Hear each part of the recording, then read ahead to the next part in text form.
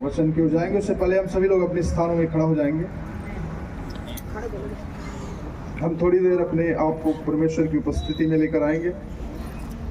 हम अपने आप को तैयार करें आज के वचन के लिए कि जो कुछ भी परमेश्वर चाहता है हमारे बीच में होने पाए। वचन संहिता 16:11 कहता है, in your presence there is a fullness of God. परमेश्वर की उपस्थिति में आनंद की भरपूरी है। Thank you Jesus. सभी लोग अपनी आंखों को बंद करें, परमेश्वर की उपस्थिति को महसूस करें। पिछले बार में मैंने बताया, परमेश्वर ने मूसा को कहा था, मूसा मेरे लिए एक विशेष स्थान बना जहां मैं अपने लोगों से मिल सकूं, ताकि मेरे लोग मेरे पास आए अपने दुखों के साथ, अपनी बीमारियों के साथ, अपनी तकलीफों के साथ, अपनी खुशी और आनंद के साथ, और मेरे साथ उस शेयर कर सके। और मूसा को प्रभु ने कहा, मूसा मेरे लिए एक मिलाप वाला तंबू को बना, अ सेंचुरी को बना, अ होली सेंचुरी, एक चलता फिरता पवित्र स्थान को तैयार कर, ताकि जहां जहां तुम लोग जाओ वहां उस टेंट का, उस मिलाप वाले तंबू का स्थापना करो, ताकि मेरे लोग मेरे पास आकर बातचीत कर सके। आज खुदा ने इस जगह को आपके लिए चुना है। This is a holy sanctuary for each and every one of you. This is the place to come together, to see God, to meet God, to talk to God. परमेश्वर से बातचीत करें, परमेश्वर को देखें, परमेश्वर की आवाज़ को सुने। मेरे प्रियो, ये परमेश्वर की उपस्थिति में है। ये टेंट कोई साधारण नहीं है, ये जगह साधारण नहीं है। जब आपके लोग, जब परमेश्वर के लोग होते हैं, वो साधारण नहीं होता। जब मिलाप वाला तंबू बन जाते थे, सारे लोग बाहर खड़े होते थे, और जब परमेश्वर के दास मूसा जब वहां पे आता था, उसी समय परमेश्वर एक बादल के रूप में उस टेंट पर छाया करता था, और वो टेंट परमेश्वर की उपस्थिति से भर जाता था। आज खुदा ने आप सभी को लाया, जब हम यहाँ पे आते हैं तब परमेश्वर की उपस्थिति भर जाती है। जब हम सभी लोग यहाँ इकट्ठे होते हैं, ये जगह में परमेश्वर अपनी आत्मा से भर देता है। ओ रिहंदलर अवश्य के लिए रे हालेलुया।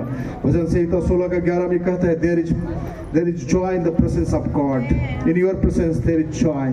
पवित्र आत्मा धन्यवाद करते हैं, परमेश्वर की उपस्थिति में आनंद की भरपूरी है। परमेश्वर की उपस्थिति में आनंद की भरपूरी है। वचन संहिता 27:4 में दाऊद कहता है कि खुदा मैंने परमेश्वर से एक वरदान मांगा कि मैं जीवन भर उसकी उपस्थिति में चल सकूं।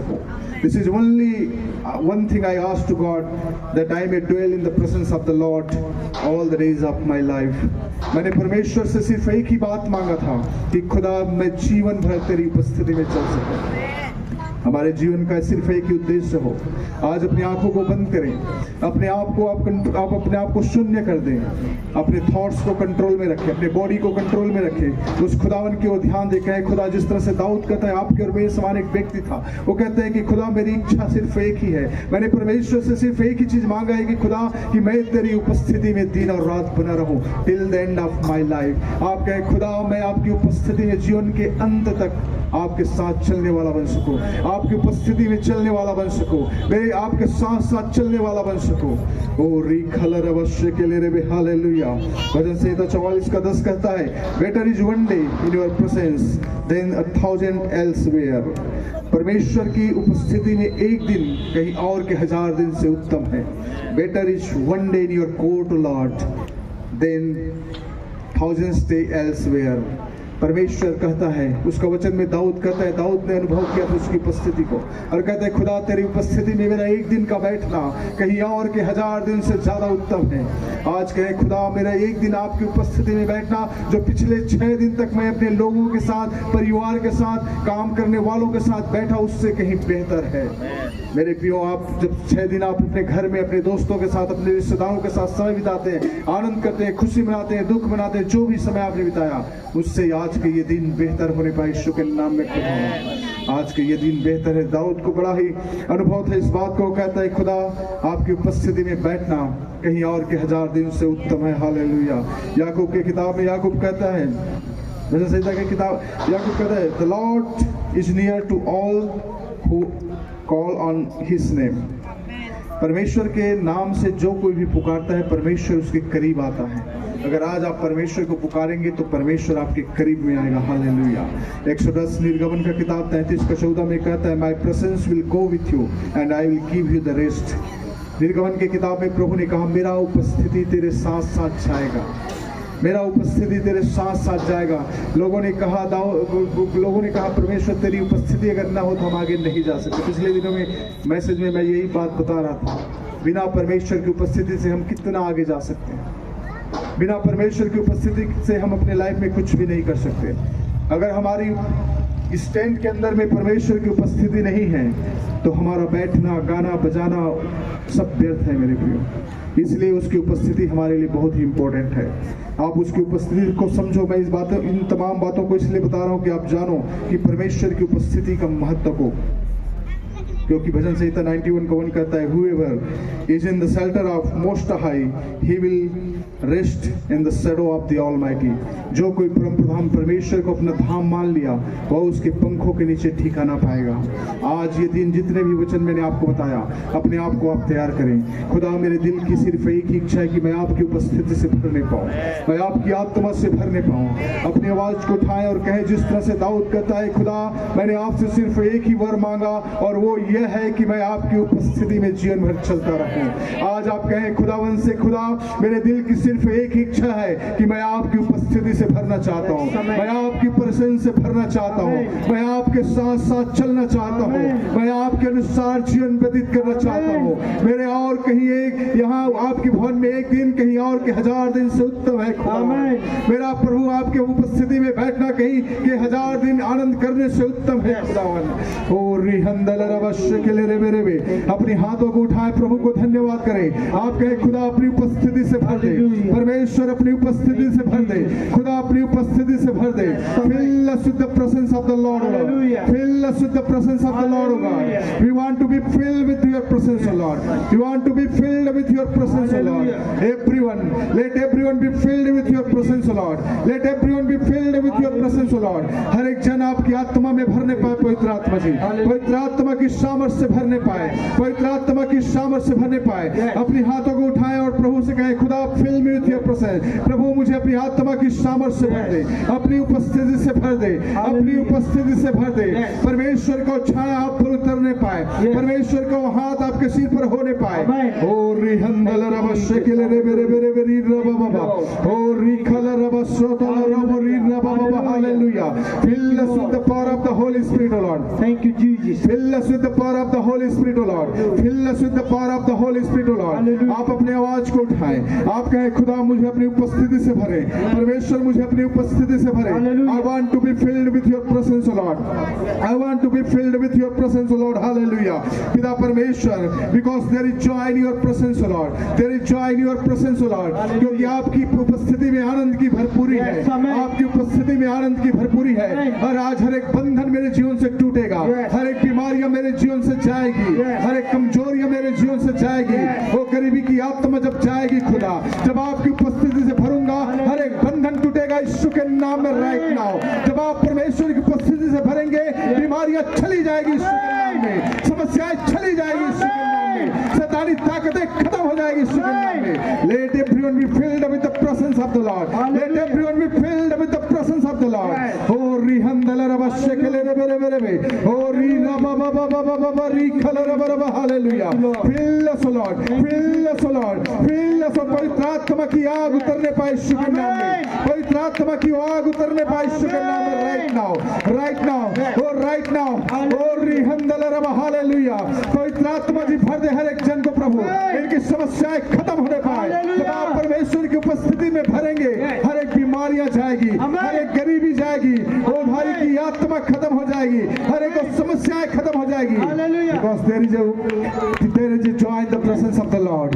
There is joy in the presence of the Lord. परमेश्वर की उपस्थिति में आनंद की भरपूरी है, परमेश्वर की उपस्थिति में आनंद की भरपूरी। Hallelujah, hallelujah, hallelujah. Thank you Jesus. हम एक भजन गाएंगे और सभी लोग उस गाने के दौरान अपने आप को महसूस करें परमेश्वर की उपस्थिति में भरने के लिए। Thank you Jesus. हालेलुया। स्तुति हो, स्तुति हो। Thank you Jesus. Glory to God. Hallelujah. है जो रुका हमें glory Jesus. Hallelujah. Yes my Lord. Hallelujah. यीशु की हजूरी में आ। Thank you father. पाना है जो रुका मैं सहा, यीशु की हजूरी में आ। सभी लोग अपनी आंखों को बंद रखें, अपनी हाथों को उठाएं।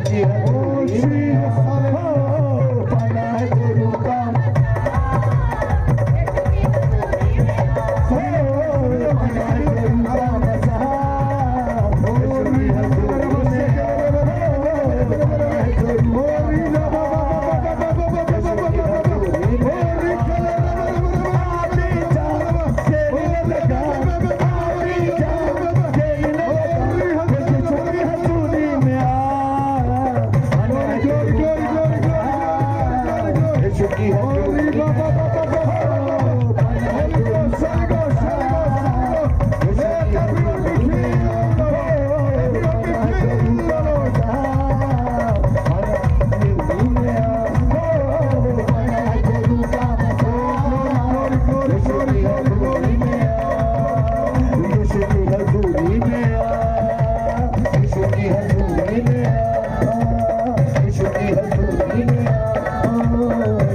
अधूरी में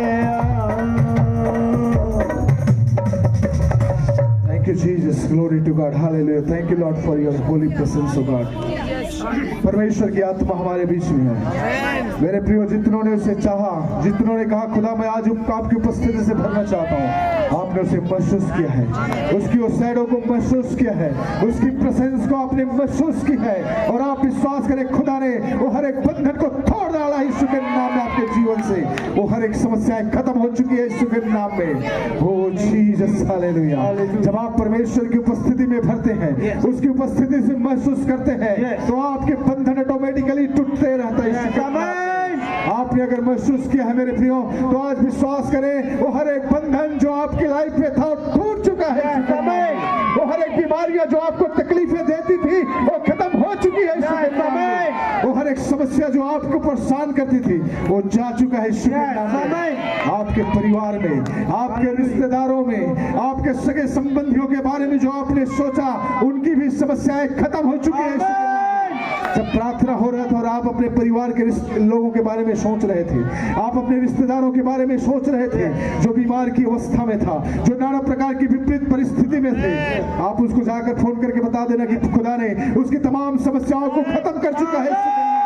तमाम समस्याएं खत्म हो चुकी है यीशु के नाम में। वो चंगा हो चुका है यीशु के नाम में। बीमारियां जा चुकी है यीशु के नाम में। हालात सुधर चुका है यीशु के नाम में। परिस्थितियां बदल चुकी है यीशु के नाम में। हालेलुया। आप जरूर उनके बारे में जाकर बताना। अगर आप में से ऐसा कोई है जिन्होंने सोचा था, जब प्रार्थना हो रही थी और आपके मन में खुदा ने किसी व्यक्ति के बारे में, आपके मन में, आपका रिश्तेदार हो सकता है, आपके दोस्त यार हो सकते हैं, आपके सगे संबंधी हो सकते हैं, अगर आपने उसके बारे में सोचा प्रार्थना के दौरान में, तो विश्वास करें खुदा ने उस व्यक्ति को छुआ है, चंगाई दिया है। हालेलुया। खुदा ने आप में से बहुतों को भी छुआ है। आपने उसकी उपस्थिति को महसूस किया है। आप में से कईयों ने आज डिसीजन लिया है कि खुदा आज के बाद मैं आपकी उपस्थिति में चलना चाहता हूं। खुदा का आत्मा बता रहा है आपने डिसीजन लिया है, और परमेश्वर कह रहा है कि हमेशा उसकी उपस्थिति में चलना सीखिए। आपका सिर्फ प्रार्थना सिर्फ एक ही हो, आपका हार्ट डिजायर सिर्फ एक ही हो, खुदा कि मैं आपकी उपस्थिति से चलना चाहता हूँ, आपकी उपस्थिति में भरना चाहता हूँ, मुझे कुछ नहीं चाहिए। खुदा मेरे एक ही इच्छा है, एक ही इरादा है। मैंने खुदा से एक ही वरदान मांगा था कि खुदा मैं तेरी उपस्थिति से भर जाऊं, खुदा मैं तेरी उपस्थिति से भर जाऊं, और आज खुदा ने आपको अपनी उपस्थिति से भरा है। आज आपको खुदा ने आपको अपनी उपस्थिति से भरा है। मेरे प्रियो, हमें कुछ मांगने की जरूरत नहीं है। जब आप परमेश्वर की उपस्थिति से भर जाएंगे, ऑटोमेटिकली चीजें आपके फेवर में होना शुरू होगी, ऑटोमेटिकली चीजें आपके पक्ष में आना शुरू हो जाएगी। आप जो बोलेंगे खुदा उसको करते जाएगा ईश्वर के। आप जिस चीजों पर अपना हाथ रखेंगे वो सफल होता जाएगा ईश्वर के नाम में। आप जो इमेजिनेशन करेंगे वो पूरा होता जाएगा ईश्वर के नाम में। आपके हृदय में जो सोचेंगे खुदा उसे पूरा करेगा ईश्वर के नाम में। आपको सिर्फ एक ही चाहिए कि खुदा मैं तेरे प्रेजेंस में रहना चाहता हूँ, मैं जीवन भर तेरी उपस्थिति में चलना चाहता हूँ। एक सामर्थी बनना चाहते हो, अगर प्रभावशाली बनना चाहते हो, अगर आप चाहते हो कि आपके घर में उन्नति हो, बरकत हो, आपके बच्चे स्वस्थ रहें, आपके परिवार अच्छे रहें, तो परमेश्वर की उपस्थिति में चलना सीखो मेरे। हालेलुया। परमेश्वर की उपस्थिति में चलना सीखो। We don't want anything, Lord, just one desire we have is to walk in your presence, O Lord. हमारी कोई इच्छा नहीं है, कोई चाहत नहीं है खुदा, सिर्फ एक ही चाहत है, वो है कि तेरी उपस्थिति में चलने पर, परमेश्वर की उपस्थिति में भरने पर। मेरे प्रियो, आपके दिल में सिर्फ एक ही चाहत हो, खुदा मैं तेरी उपस्थिति से भरना चाहता हूं। मैं जब मैं घर में रहूं आपकी उपस्थिति से भरा रहूं, मैं जब मार्केट में रहूं आपकी उपस्थिति में भरा रहूं, मैं जब अपने काम करने की जगह में रहूं आपकी उपस्थिति में भरा रहूं, मैं जब चलता रहूं, बस में, ट्रेन में यात्रा करूं, मैं आपकी उपस्थिति में भरा रहूं। जब आप उसकी उपस्थिति में भरेंगे, आप देखेंगे चिन्ह और चमत्कार आपकी लाइफ में होगा। सिर्फ आपकी भी नहीं, आपके रिश्तेदार, आपके सगे संबंधी, आपके पड़ोसी भी आशीषित होंगे। खुदा चाहता है उसकी उपस्थिति से भर जाओ। आज मेरे प्रियो, आप उसकी उपस्थिति से भर जाए। जब हम इस साल के लास्ट में आ चुके हैं, ये अंतिम महीना इस साल का चल रहा है, जब ये नया महीना आने, नया साल जब हमारे जीवन में आए, तो ये नया साल हम सबके लिए बरकत को लेकर आएगा। आमीन। उससे पहले आप अपने आप को तैयार कर लें। खुदा, अभी हमारे पास कुछ दिन है, कुछ 14-15 दिन हमारे पास। इस 15 दिन में अपने आप को तैयार कर ले कि खुदा मैं तेरी उपस्थिति में जीना चाहता हूँ, मैं तेरे भय में जीना चाहता हूँ। कहीं और कि 1000 दिन उत्तम है प्रभु आपकी उपस्थिति में एक दिन का बिताना। खुदावन, आपको खुदा ने एक दिन दिया है, संडे का दिन, उस दिन को मिस न करें। आप कहीं अपने परिवार के साथ, दोस्त यार के साथ, फैमिली के साथ अपना आनंद मनाते हैं, खुशी मनाते हैं, जो भी करते हैं, लेकिन उन सबसे बढ़कर जो खुशी यहाँ पे है वो है परमेश्वर की उपस्थिति में। क्योंकि दाऊद कहता है कि in your presence there is joy my lord, मेरे खुदा आपकी उपस्थिति में आनंद की भरपूरी है। मेरे दोस्तों के साथ पार्टी मनाने में वो खुशी नहीं है, शादी में वो खुशी नहीं है, बर्थडे पार्टी में वो खुशी नहीं है। जो खुशी संडे की आराधना में, प्रार्थना में, वचन में और आपकी आत्मा में भरने में है। मेरे प्रियो, अगर इस खुशी को अगर आप अपने जीवन में महसूस कर लिया तो समझो जीवन के हर एक बंधन टूटेगा, हर एक बंधन टूटेगा। आप साधारण नहीं रहेंगे, आप प्रभावशाली बन जाएंगे। You will become an effective person in Jesus name. Hallelujah. Thank you Jesus. खुदावन, आज आपने हम सभी को छुआ है। धन्यवाद के साथ ही प्रार्थना यीशु के नाम से मांगता हूँ, सुनो और ग्रहण करता हूँ। आमीन। हम सभी लोग अपने स्थानों में बैठ जाएंगे। Thank you Jesus. Glory to God. Hallelujah. Hallelujah. जोर से गए हालेलुया। परमेश्वर की स्तुति हो, उसके नाम की महिमा और तारीफ करते हैं। हम जैसा चाहते हैं खुदा हमारे साथ वैसा ही करता है। पिछले संडे में मैंने बताया कि परमेश्वर का जो इच्छा है वो हमारे बीच में रहना चाहता है। परमेश्वर कभी भी हमसे अलग होना नहीं चाहता। तो आप अगर चाहते हैं उसकी उपस्थिति में चलने के लिए तो संडे कभी भी मिस न करें, चाहे कुछ भी हो जाए। आपको अगर कोई पूछे कि कौन सा वो संडे है जब आप चर्च नहीं गए थे, तो आप भूल जाओ कि कौन ऐसा संडे था जब मैं चर्च नहीं गया था। कहीं ऐसा ना हो कि कौन सा संडे था जिस दिन मैं चर्च से गया था, तो उल्टा ना हो। कोशिश करें, चाहे दुख हो, तकलीफ हो, बीमारी हो, समस्या हो, चर्च में आना, क्योंकि उसकी उपस्थिति में ही आनंद की भरपूरी है, उसकी उपस्थिति में ही छुटकारा है, उसकी उपस्थिति में भी चंगाई है। हालेलुया। बैठो और आशीष, तुम लोग इधर आके बैठो, इन लोगों को संभालो।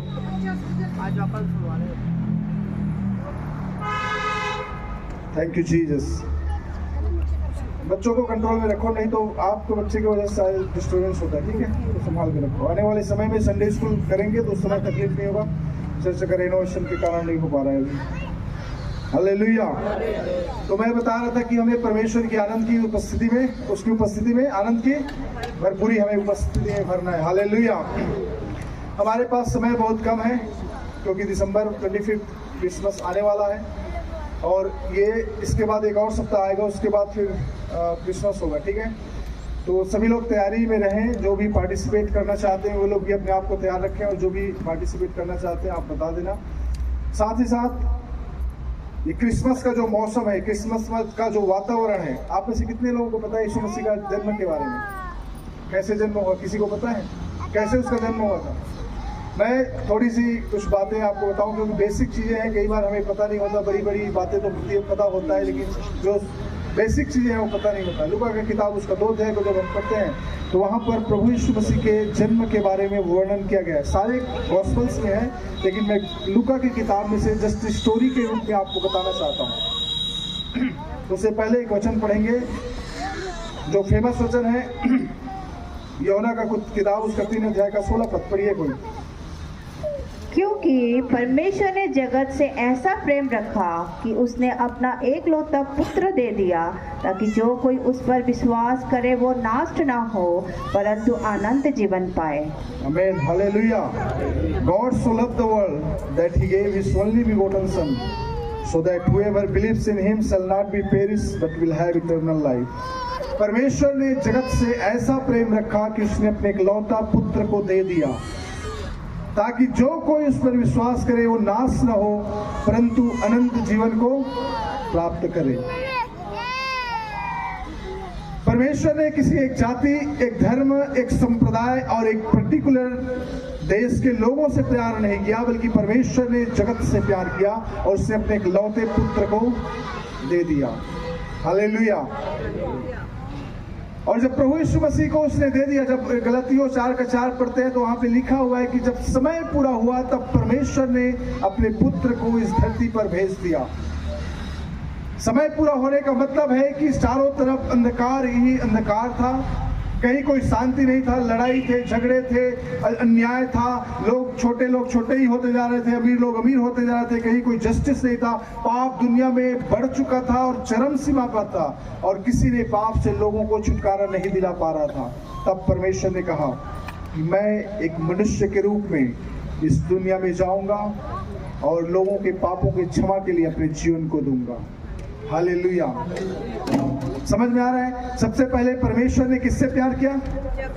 जगत से, किसी एक जाति से नहीं, क्रिश्चियनों से नहीं, अमेरिका में रहने वाले लोगों से नहीं, कनाडा में रहने वाले लोगों से नहीं, यरूशलेम में रहने वाले लोगों से नहीं, किसने उससे प्यार किया? जगत से। सो गॉड लव द वर्ल्ड, परमेश्वर ने जगत से प्रेम रखा ताकि जो कोई उस पर विश्वास करे वो नाश न हो परंतु अनंत जीवन को प्राप्त करे। जो कोई विश्वास करे, चाहे वो छोटा हो या बड़ा हो, काला हो या गोरा हो, अमीर हो या गरीब हो, भारत का हो या अमेरिका का हो, किस दुनिया के किसी कोने का भी हो, किसी जाति का हो, किसी धर्म का हो, किसी संप्रदाय का हो, कोई भी जो कोई विश्वास करेगा वो नाश नहीं होगा बल्कि अनंत जीवन को पाएगा। और उस अनंत जीवन को देने के लिए खुदा को इस दुनिया में आना था। तो कैसे आए? एक सोर्स चाहिए। और बाइबल में लिखा है, लूका रचित सुसमाचार की किताब में स्टोरी की तरह आपको बताऊंगा ताकि आपके माइंड में हमेशा ये बसा रहे, आप बता सको, क्योंकि क्रिसमस का समय यीशु का जन्म कैसे हुआ। यीशु मसीह जिस समय उसका जन्म हो उससे पहले उसकी माता का नाम थी मरियम। मरियम एक परमेश्वर का भय मानने वाली एक लेडी थी, एक लड़की थी। वो परमेश्वर की भय मानती थी और परमेश्वर की उपस्थिति में रहती थी, पर प्रार्थना करने में, आराधना करने में, परमेश्वर के भय में अपने जीवन को व्यतीत करने वाली थी। जब उधर ऊपर से खुदावन ने देखा कि पृथ्वी पर कौन ऐसी लड़की है जिसके द्वारा मैं खुद जाकर जन्म ले सकूं, परमेश्वर की दृष्टि उस मरियम पर पड़ा। और परमेश्वर, ये बातें मैं बता रहा हूँ, ये बातें बाइबल में नहीं लिखा है, निश्चय परमेश्वर की दृष्टि उस मरियम पर पड़ा। और परमेश्वर का स्वर्गदूत मरियम के पास आई और जब वो प्रार्थना कर रही थी तो परमेश्वर का स्वर्गदूत ने उसको एक अभिवादन कहा, उसको अभिवादन किया। तो मरियम चौंक गई उस स्वर्गदूत के अभिवादन को सुनकर, उसके नमस्कार को सुनकर। स्वर्गदूत ने कहा, देखो परमेश्वर ने तुझ पर दया किया है, तुझ पर अनुग्रह किया है, तू गर्भवती होगी और एक पुत्र को जन्म देगी और जिसका नाम इमानुएल रखना, जिसका मतलब होता है कि परमेश्वर हमारे साथ है। जब ये बातें मरियम ने सुनी, एक छोटी सी लड़की, कुंवारी लड़की, उसने कहा ये कैसे पॉसिबल है? मैं तो किसी पुरुष का मुंह तक भी नहीं देखा, मैं तो परमेश्वर के भय में चलने वाली, उसकी आराधना करने वाली, कभी किसी प्रकार की पापों में अपने आप को नहीं लाने वाली एक ऐसी लड़की हो, तो मेरे गर्भ में कैसे कोई बच्चा हो सकता है? स्वर्गदूत ने उससे कहा, ये बच्चा, स्वर्गदूत ने कहा, ये बच्चा परमेश्वर की आत्मा के द्वारा होगा। तू परमेश्वर की आत्मा के द्वारा गर्भवती होगी और एक पुत्र को जनेगी जो निष्कलंक होगा, जो मनुष्य के संसार के पापों को उठा ले जाएगा। उस मरियम ने कहा, अगर ये खुदा का इच्छा है, अगर परमेश्वर ने मुझे चुना है इस महान कार्य के लिए, तो उसकी इच्छा पूरी होने पाए। हालेलुया। उसने स्वीकार किया उस बात को और फिर उसके बाद परमेश्वर की आत्मा उसके ऊपर आया और गर्भवती हुई। उस समय में जब वो गर्भवती हुई तो उसका मंगनी एक यूसुफ नाम के व्यक्ति के साथ हो चुका था और यूसुफ नाम का जो व्यक्ति था उसके साथ उसका मंगनी हो चुका था। और जब उसे पता चला कि उसकी जो पत्नी, होने वाली पत्नी मरियम है, वो गर्भवती हो चुकी है, तो ये व्यक्ति काफी दुखी हुआ। लेकिन बाइबल में लिखा है कि यूसुफ भी बड़ा धर्मी व्यक्ति था और इसलिए उसने उसे बदनाम करने की कोशिश नहीं किया। उसने जाकर अपने परिवार वालों को नहीं बताया, पता है तूने जिस लड़की को मेरे लिए देखा है वो गर्भवती है, वैसे उसने करना नहीं चाहा या दुनिया में, समाज में जाकर बताना नहीं चाहा। ये भी धर्मी व्यक्ति था यूसुफ, इसलिए उसने कहा, अपने मन में सोचा कि मैं चुपके से जाऊंगा और मरियम से तलाक ले लूंगा। और उसी रात जब वो सो रहा था तो स्वर्गदूत ने आया और यूसुफ से कहा, यूसुफ तूने मरियम को छोड़ने के लिए या तलाक लेने के लिए जो सोचा है, ये ऐसा नहीं करना, क्योंकि जो गर्भवती है वो पाप से नहीं बल्कि परमेश्वर की आत्मा के द्वारा गर्भवती हुआ है। तू उसके पास जा और लेकर अपने पास आ, और जब तक वो बच्चा जन्म नहीं हो जाता तब तक तुम लोग सेपरेट ही रहना। Hallelujah, hallelujah. जब ये बातें स्वर्गदूत ने यूसुफ से कहा तो यूसुफ सुबह उठा, वो गया मरियम के पास और उसको लेकर अपने पास लाया। उस समय जब कैसर अगस्तुस राजा था, उन्होंने एक डिक्री निकाला, एक घोषणा किया कि संसार के जितने भी लोग हैं सभी लोग आकर अपना अपना नाम लिखाए। जनगणना समझो, आज के समय में हम जिसको जनगणना कहते हैं, जनगणना होने लगा। तो यीशु मसीह गलील के नासरत से वो यहूदा के बैतलहम की ओर गया। वो गलील के नासरत में रहता था और वहाँ से यूसुफ ने अपनी पत्नी मरियम को लिया और दोनों को नाम लिखवाने के लिए यहूदा के बैतलहम में गया। समझ में आ रहा है? यीशु कहाँ रह रहा था? नासरत के, गलील के नासरत में रह रहा था। जब नाम लिखवाना था तो यूसुफ उसके पास आया, मरियम के पास, और उसको लेकर बैतलहम के यहूदा के बैतलहम में लेकर गया, क्योंकि वहाँ नाम लिखवाना था। दोनों लोग जाते रहे, क्योंकि उस समय कोई बस या ऐसा कोई फैसिलिटीज तो नहीं थी, तो पैदल शायद गए होंगे या फिर गधे या घोड़ों का इस्तेमाल किया था, उससे वो गए होंगे। ज़्यादातर हम मूवी में देखते हैं गधों से गए, तो गधों से शायद गए वहाँ पे। जब उस जगह में पहुँचा जहाँ पे एक जनगणना होती थी, तो वहाँ पर उसकी जो मरियम थी, उसकी बच्चा जन्म देने का उस समय आ चुका था। उसके लेबर पेन होना शुरू हो चुका था, मतलब उसको दर्द होने लगा। उस समय आ गया कि अभी उसका बच्चा होने वाला है। तो यूसुफ और मरियम कई घर में गए और लोगों का दरवाजा खटखटाया, कहा कि हमें एक जगह दे दो, क्योंकि मेरी पत्नी गर्भवती है और एक बच्चा होने वाला है। तो लोगों ने दरवाजा नहीं खोला, कई लोगों ने मना कर दिया। कई लोगों के घर में गया, दरवाजा खटखटाया, लेकिन किसी ने भी उनको अपना जगह नहीं दिया उस बच्चे को जन्म होने के लिए। फिर पास ही में एक गौशाला था जहाँ गाय बैल को रखा जाता था, वहीं खाली जगह पड़ा हुआ था। उस जगह में यूसुफ और मरियम गए और वहीं पर मरियम ने यीशु मसीह को जन्म दिया। Hallelujah, hallelujah. आप इन चीज़ों को समझे, मैं समझाऊंगा बाद में, कि आप समझो कि एक खुदा जो स्वर्ग को छोड़कर इस धरती पर आया हमारे लिए, जब वो जन्म हुआ तो उसके लिए एक घर तक भी नहीं था। आज हमारे पास, जब हमारी जो लेडीज़ हैं गर्भवती होती है, समय से पहले हॉस्पिटल है, फैसिलिटीज है, सब कुछ है, लेकिन खुदावन यीशु मसीह के लिए ऐसा कोई फैसिलिटीज नहीं था। हालेलुया। तो वहाँ पे उसका जन्म हुआ। जब यीशु मसीह का जन्म हुआ तो उन्होंने एक कपड़े में लपेट कर उसको रखा हुआ था। उसी रात में उसी जगह में कुछ गडरिये लोग आग सेक रहे थे। मतलब ये था कि जो गडरिये होते थे, जो भेड़ बकरी के चराने वाले होते, बड़े विश्वास योग्य होते हैं, और वो गडरिये लोग थे, भेड़ बकरियों को चरा रहे थे और आग सेक रहे थे रात में। तभी अचानक एक स्वर्गदूत वहां पे प्रकट हुआ और उन गडरियों को कहा कि देखो, मैं तुम्हें बड़े आनंद का सुसमाचार सुनाता हूं, जो सब लोगों के लिए होगा, कि आज दाऊद के नगर बैतलहम में तुम्हारे लिए एक उद्धारकर्ता का जन्म हुआ है। हालेलुया। जब ये बातें स्वर्गदूत ने गडरियों को कहा तो उन गडरिये जो थे वो डर गए कि ये कैसी आवाज है, क्या चीज है। उन्होंने कहा जाकर देख लो, और उसके बाद स्वर्गदूत वहां से गायब हो गया। जब गडरियों ने सुना कि कोई स्वर्गदूत आया था और हमें ये संदेश दिया कि आज बैतलहम में, यहूदा की जो बैतलहम है, उस जगह में एक गौशाला में एक बच्चे का जन्म हुआ है जिसको कपड़े से लपेटा गया है, और वही उद्धार करता है, सारे मानव जाति के पापों का उद्धार के लिए है। तब गडरिये वहां से आनंद करते हुए, गाते हुए वहां पे यीशु मसीह के पास गया, जहाँ यीशु मसीह को रखा गया था गौशाले में। और जब वहाँ पे गौशाला में गया तो उन्होंने देखा कि वैसा ही हुआ जैसा स्वर्गदूत ने उन्हें बताया था। उसने एक बच्चे को देखा जो कपड़े पे लपेटा हुआ था। उन्होंने गया, उसका नमस्कार किया, उसको प्रणाम किया, और वहाँ से आनंद करते हुए वो लोग वापस चले गए थे। हालेलुया।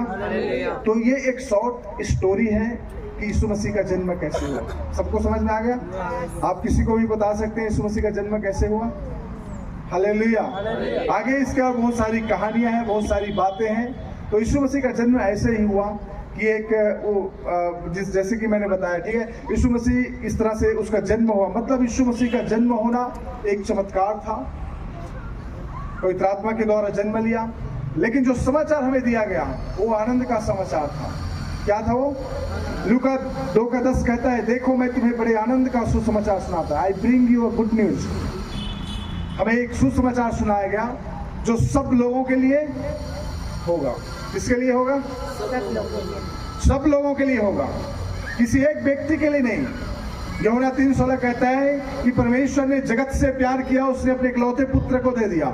यहाँ पर जो स्वर्गदूतों ने गडरियों को जो सुसमाचार सुनाया कि मैं तुम्हें बड़े आनंद का सुसमाचार सुनाता हूँ जो सब लोगों के लिए होगा, किसी एक जाति के लिए नहीं, किसी एक धर्म के लिए नहीं, किसी एक संप्रदाय के लिए नहीं, किसी एक पर्टिकुलर लोगों के लिए नहीं, बल्कि सब लोगों के लिए होगा कि तुम्हारे लिए यहूदा के बैतलहम में एक उद्धारकर्ता का जन्म हुआ है और वही मसीहा है।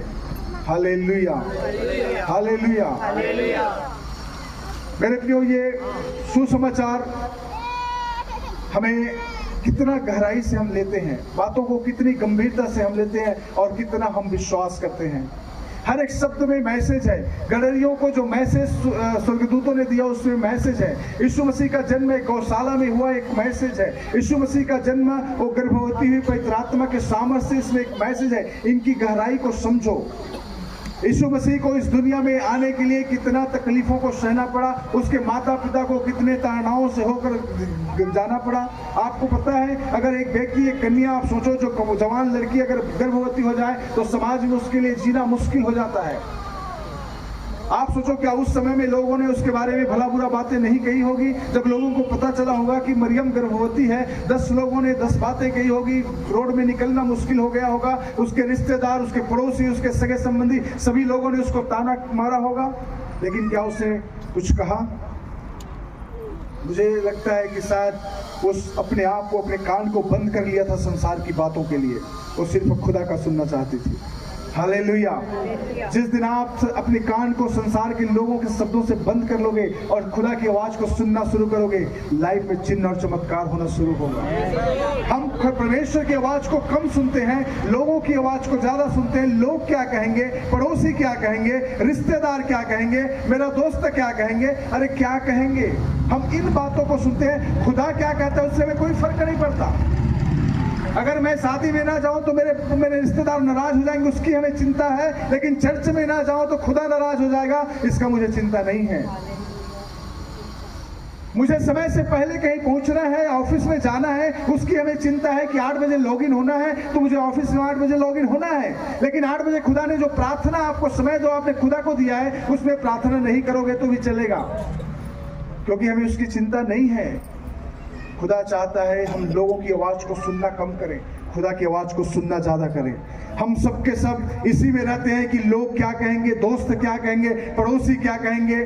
जितने ज्यादा उनकी चिंता आप करते रहोगे, उनके बारे में सोचते रहोगे, लाइफ में कभी भी आगे नहीं बढ़ पाओगे। खुदा की आवाज को सुनना सीखो, परमेश्वर की आवाज को सुनना सीखो। मरियम को जब यह विवादन आई कि तू गर्भवती होने वाली है, वो मना कर सकती थी। लोग क्या कहेंगे, मेरे माँ बाप क्या कहेंगे, मेरा मंगनी हो चुका है, यूसुफ मेरे बारे में क्या सोचेगा, मेरा पड़ोसी मेरे बारे में क्या सोचेगा, खुदा किसी और को दे दे, मैं ये बोझ नहीं उठा सकती। लेकिन उसके लिए मनुष्यों का बात इंपॉर्टेंट नहीं था, उसके दोस्तों का बात इंपॉर्टेंट नहीं था, पड़ोसियों का बात इंपॉर्टेंट नहीं था। उसके लिए इंपॉर्टेंट थी तो सीधा खुदा का बात उसके लिए इंपॉर्टेंट थी। हालेलुया। आपके लिए क्या इंपॉर्टेंट है? चर्च आना इंपॉर्टेंट है या किसी के शादी में जाकर वहां नागिन डांस करना इंपॉर्टेंट है? चर्च छोड़ देंगे लेकिन शादी में जाके नागिन डांस करेंगे वहां पे। हमारे लिए यही इंपॉर्टेंट है। आप समझो महत्व का आप किस चीजों को हम देते हैं। शादी छूटना नहीं चाहिए, भले चर्च छूट जाए, शादी नहीं छूटना है, बर्थडे नहीं छूटना है, पार्टी नहीं छूटना है। और इसीलिए हम लाइफ में आगे नहीं बढ़ पाते। जो खुदा ने योजना हमारे लिए बना रखा है, हम सबके लाइफ के लिए परमेश्वर की एक बड़ी योजना है और उस बड़ी योजना को परमेश्वर पूरा करना चाहता है। लेकिन हमारी गलती के कारण, हमारी नेगेटिविटी के कारण, हमारी उस परमेश्वर की आवाज को नहीं सुनने के कारण वो योजनाएं हमारे जीवन में पूरा नहीं हो पाता। आप जरा सोचो 1 मिनट के लिए, अगर मरियम सोची होती, उसने लोगों के बारे में सोची होती, कही होती नहीं प्रभु आप शायद ये काम मुझसे नहीं हो पाएगा, किसी और को ढूंढ लो, बहुत सारी लड़कियां हैं इस गांव में, इस जगह में आओ, किसी और को दे दो, और मेरी बहन है, मेरी और लोग हैं, वो भी बड़े प्रार्थना करते हैं, बड़े आपके भाई में रहते हैं, उसको दे दो ये जिम्मेवारी। तो क्या मरियम आज एक महान लेडी के रूप में, एक महान लेडी के रूप में जिसको हम जानते हैं, क्या जाना जाता? जब तक ये पृथ्वी रहेगा मरियम का नाम अमर रहेगा। Hallelujah, hallelujah. क्योंकि उसने उस बोझ को उठाया जो खुदा ने दिया था, क्योंकि उसने उस आवाज को सुना जो परमेश्वर ने बोला था। जिस दिन आप परमेश्वर के बोझ को उठाना शुरू कर दोगे, जिस दिन आप परमेश्वर की आवाज को सुनना शुरू कर दोगे, तकलीफें तो होंगी बहुत, पड़ोसी भी गाली देंगे, रिश्तेदार भी डांटेंगे, बहुत सारे ताना भी सुनने को मिलेगा, लेकिन याद रखना रिजल्ट, जब रिजल्ट आएगा तो सबके सब चौंक जाएंगे। हालेलुया। जब रिजल्ट आएगा तो सबके सब चौंक जाएंगे। सबने ताना मारा, सबने कुछ कहा, लेकिन वही यीशु जब एक शादी के घर में गया हुआ था, जब पानी भरा हुआ था, उस पानी को दाखरस में बदल दिया। किसका तारीफ हुआ होगा सबसे ज्यादा? मरियम का। हालेलुया। आप सोचो किसका बेटा है ये जो पानी को दाखरस में बदल दिया? किसका बेटा है ये? किसका बेटा है ये मुर्दे को जिंदा कर दिया? किसका बेटा है ये लंगड़े को चला रहा है? किसका बेटा है अंधों को आंखें दे रहा है? उस समय मरियम बड़े गर्व से कहती होगी कि ये मेरा बेटा है। Hallelujah, hallelujah. मेरे प्रियो, ऐसे बन जाओ, ऐसे बन जाओ। आप बोझ को उठाना शुरू करो। परमेश्वर का जब बोझ उठाना शुरू करोगे, उसकी आवाज को सुनना शुरू करोगे, शुरुआत में तो तकलीफें होंगी, क्योंकि शुरुआत में मुश्किलें भी होती हैं, समस्याएं भी होती हैं, बहुत सारे विरोधी लोग भी होंगे, आपके रिश्तेदार, पड़ोसी, बहुत सारे लोग बोलेंगे, बातें बोलेंगे, लेकिन आप उनके बातों पर नहीं, रिजल्ट पर ध्यान दो। आप सोचो कि खुदा का जब वो रिजल्ट आएगा, परमेश्वर का जब वो अनुग्रह मुझ पर होगा, जब वो समय आएगा जो खुदा ने ठहराया है, तो इनमें से हर एक लोग एस्टोनाइज्ड हो जाएंगे, हर एक लोग सरप्राइज हो जाएंगे, कहेंगे कि ये कैसे हो गया। Hallelujah, hallelujah. उस चीज के लिए इंतजार करो। परमेश्वर की आवाज को सुनना, उसकी उपस्थिति में चलना, उसके भय में अपने जीवन को व्यतीत करना हमारे जीवन का मेन उद्देश्य होना चाहिए। और मरियम ने ठान लिया, अगर परमेश्वर ने इस कार्य के लिए मुझे चुना है, ये मौका मैं छोड़ना नहीं चाहती हूँ। हालेलुया। परमेश्वर ने आपको चर्च के लिए अगर टेंट लगाने के लिए दिया है, आप मत कहो मत्ती को बुला लो, आशीष को बुला लो, जॉर्जी को बुला लो। अगर आपको खुदा ने दिया है तो आप ही करो। खुदा मैं करूंगा क्योंकि जिम्मेवारी मेरी है। क्योंकि आप अगर एक झाड़ू लगाने का काम कर रहे हो तो समझो कि खुदा ने आपको ये जिम्मेवारी दिया है। हालेलुया। हालेलुया। आज एक बंद